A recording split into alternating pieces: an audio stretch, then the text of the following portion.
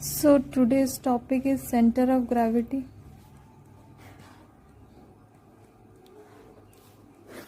First, we should know the definition of center of gravity. Center of gravity is the imaginary center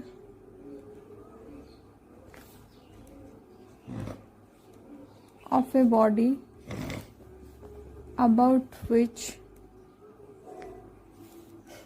you can balance the total weight of the body. So you must have seen the story of Ramayana. So in Ramayana, have you know the story that Hanuman went to bring Gandhamardan Parvat to save the life of Lakshman? So how he brought Gandhamardan Parvat? He just lifted the Gandhamardan Parvat with his little finger. Do you know the story? So during that time also Hanuman knew the center of gravity of the Gandhamardan Parvat. That's why he balanced the Gandhamardan Parvat with his little finger only. So here also you can see this is the copy. So I am trying to balance the copy. If I am lifting the copy from this edge, will I be able to balance it? It will fall. But if I try to lift the copy from its midpoint, then only I can balance its total weight. So here the center of gravity lies at that point, about which I can balance the whole weight of the copy. You have also seen the footballer, they are trying to rotate the football with one finger. So that is there the center of gravity of the football lies, where they can balance the total weight of the football. So I think you are all clear about the definition of center of gravity. Now we should know what is centroid. Centroid is nothing but the geometrical center of the body.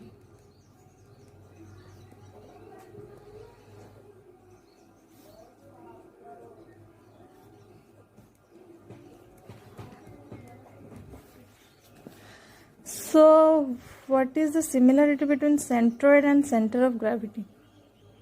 For plane figures, like the figures which is only cross-sectional area but no volume, for those figures the center of gravity and centroid lies at one point, and center of gravity lies at one point.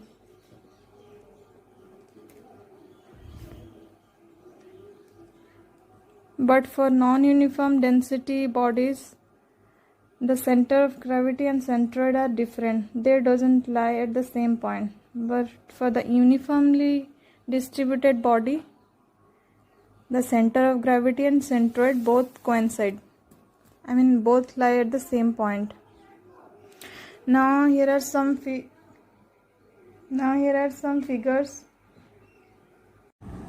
Here I will give the formula for the center of gravity of different geometries. In case of a rectangle, the center of gravity lies at a point where two diagonals intersect. That is at this point. It is the midpoint of breadth and height. This is a circular cross section. In case of a circle, the center of gravity lies at a point that is the midpoint of diameter of this circle. So at this point, if the circle's diameter is d, the center of gravity will lie at a distance d by 2.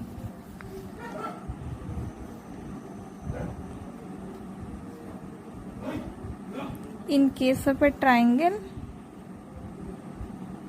the center of gravity lies at a point where three medians intersect, that is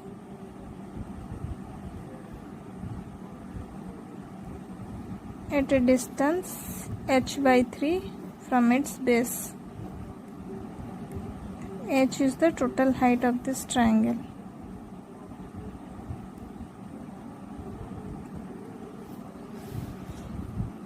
Next is the semicircle.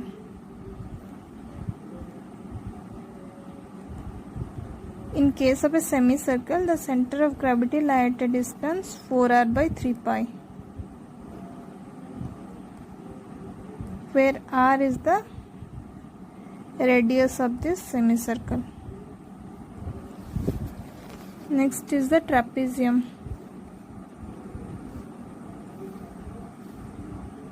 In case of a trapezium, the center of gravity lies at a distance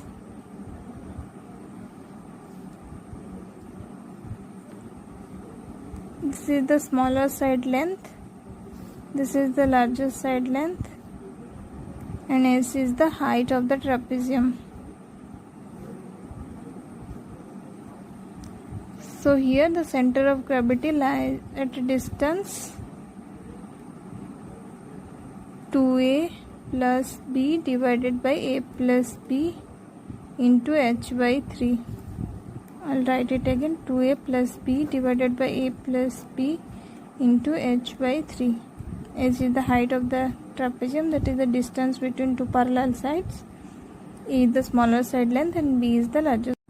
In case of a hemisphere, the center of gravity lies at a distance 3r by 8 along its vertical radius. Similarly, in case of a conical object, the center of gravity lies at a distance h by 4 from its base along its vertical dimension, that is at a distance h by 4, where h is the height of this conical object, height of this cone.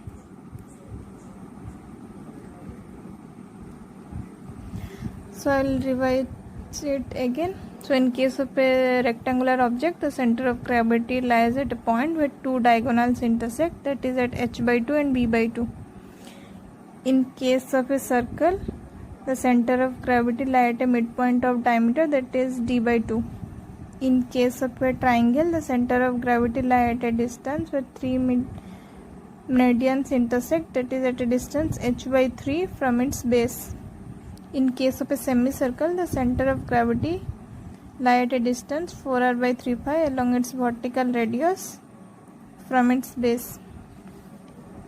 In case of a trapezium, the center of gravity lies at a distance 2a plus b divided by a plus b into h by 3 from its base.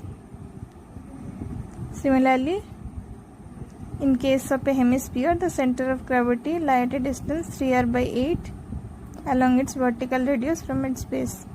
Similarly, in case of a cone, the center of gravity lies at a distance h by 4 from its base. So till now you know the center of gravity of different geometries. So now I will tell you how to find out the center of gravity of a composite section. So first you should know what is a composite section. A composite section is the combination of two or more sections. That is, it can be a combination of rectangle, circle, hemisphere, triangle, anything.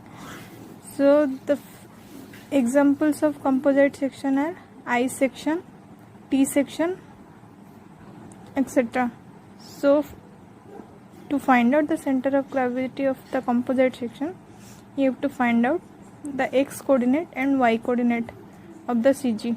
As it is a plane figure, so you need to find out only x coordinate and y coordinate. So the formula to find out the x coordinate is a1 x1 plus a2 x2 plus a3 x3 plus dotted divided by a1 plus a2 plus a3 plus dotted. Similarly, y bar equal to a1 y1 plus a2 y2 plus a3 y3 plus a4 y4, like that, divided by a1 plus a2 plus a3 plus a4, like that.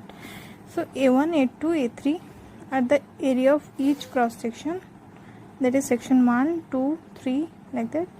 x1 x2 x3 are the x coordinate of center of gravity from some axis of reference. The axis of reference is same for each area of cross section. And y1 y2 y3 are the y coordinate of center of gravity from same y-axis of reference. So using this formula you can find out the location of center of gravity of a composite section. Next we will solve some problems using these formulas. We will solve the center of gravity of a composite section.